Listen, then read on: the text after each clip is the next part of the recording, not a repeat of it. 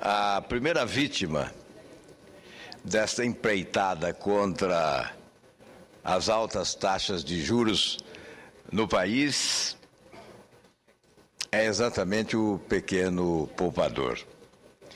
A presidente Dilma Rousseff está anunciando agora às 18 horas, conforme se noticia, uma espécie de tunga nas cadernetas de poupança. O Porto Seguro das pequenas economias pagará o pato desta guerra santa deflagrada pela presidente, que pelo jeito não mostra coragem para mexer no que realmente interessa: tributos e ganhos de bancos. A mudança nas cadernetas vem sendo ensaiada há algum tempo.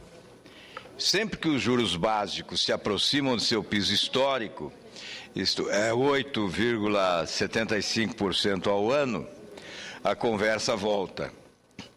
Desta vez, parece que a presidente resolveu pagar para ver. A tunga está para ser anunciada hoje, conforme já afirmamos. A nova fórmula de remuneração da poupança ainda não é conhecida. Apenas se sabe que ela deixará de render o que rende hoje, ou seja, 0,5 ao mês, mais a variação da TR. Se dá para apostar, o mais provável é que seja adotada a fórmula que atrela o rendimento das cadernetas ao percentual da taxa Selic, que seria de 70%. Por esse modelo, enquanto a taxa básica de juros não cair abaixo de 8,5% anuais, a nova poupança ainda levaria leve vantagem sobre a atual. Numa simulação feita pelo jornal Valor Econômico de hoje, evidentemente rascunhada a partir do Ministério da Fazenda, com a Selic ainda neste patamar, a nova regra faria a poupança render entre 6,3% e 6,8%, ante os 6,4% atuais. É nesse cálculo que o governo vai basear sua defesa da mudança. Todo mundo quer que os juros caiam o máximo possível no país. Ninguém duvida que as taxas ainda praticadas são estapafúrdias. Todos sabem que o rendimento prefixado da poupança cria um constrangimento à baixa geral dos juros. São fatos. O que não se aceita é que no momento de um movimento virtuoso, como o que se espera agora com a redução dos juros, os pequenos poupadores sejam os primeiros chamados a pagar a conta. Fundos de investimento lastreados na Selic estão rendendo em média 10% ao ano. As cadernetas, como dito acima, rendem 6,4%, bem menos, portanto. Por que então o governo começa a mexer? Primeiro, justamente no que rende nominalmente menos. A explicação técnica é que sobre os fundos incidem taxas de administração e imposto de renda que não oneram a poupança. Com isso, e com a taxa básica de juros abaixo dos 8,5%, a caderneta passaria a render mais que as aplicações em renda fixa e ficaria muito mais atraente. Ser mais rentável torna-se, assim, um pecado para a opção preferencial de quem poupa centavos. É curioso que nestes séculos todos em que ocorreu o inverso, fundos de quem investe milhões serem mais atraentes que a poupança, ninguém se incomodou, nem fez menção de qualquer mudança. Pois bem, se é para implodir o piso dos juros, o que é desejável, e evitar que a caderneta fique mais apetitosa que os fundos, por que o governo não diminui primeiro o tributo que cobra de quem investe? Fundos de investimento pagam até 22,5% de imposto de renda. Por que não reduzir a mordida do leão? Por que em seguida o governo não orienta uma baixa geral nas taxas de administração. Há casos, até mesmo nos bancos públicos, em que elas comem quase metade do rendimento dos fundos, as chamadas taxas de administração. A gestão atual, porém, nem pensa nestas alternativas. Prefere começar pelo elo mais fraco, ou seja, o pequeno poupador. Baixar o imposto de renda ou induzir a diminuição das taxas de administração preservaria a atratividade dos fundos de investimento sem gerar necessidade de alterar o ganho da poupança.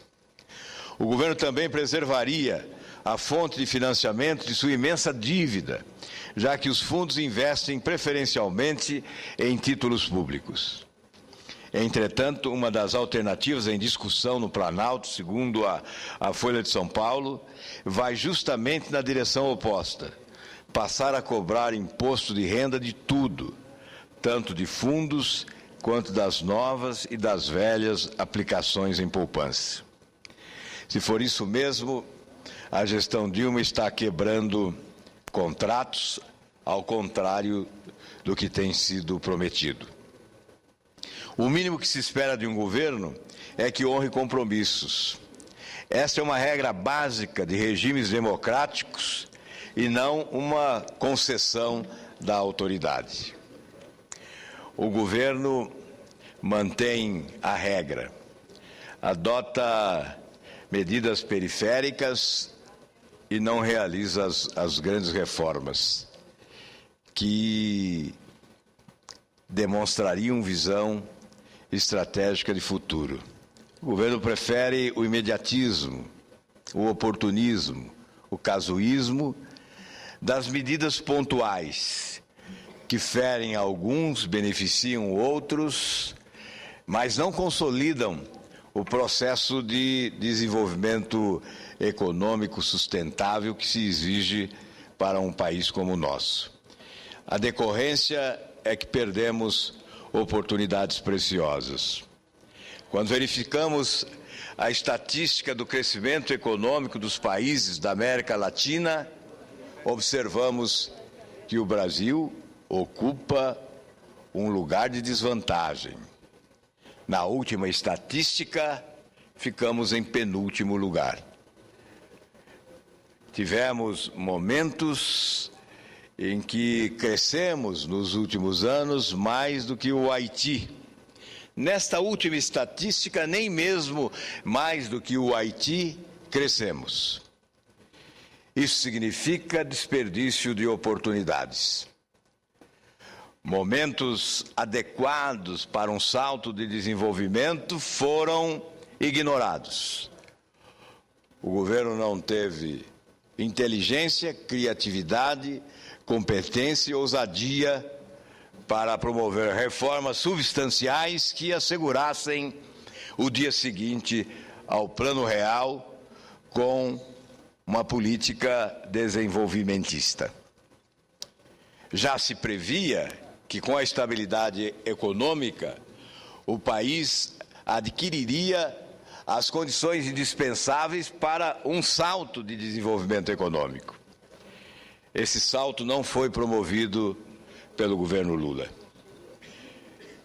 Este salto não é promovido, até porque hoje as circunstâncias são outras, não são as mesmas, mas estamos longe de promover o salto que deveria ter ocorrido já nos primórdios do governo do presidente Lula.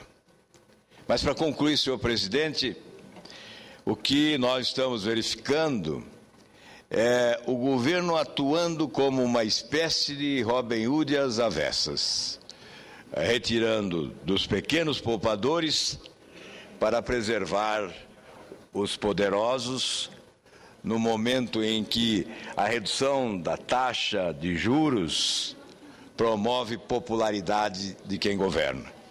Mas o pequeno poupador não poderia pagar essa conta. Quem menos tem é sempre quem paga a conta. Muito obrigado.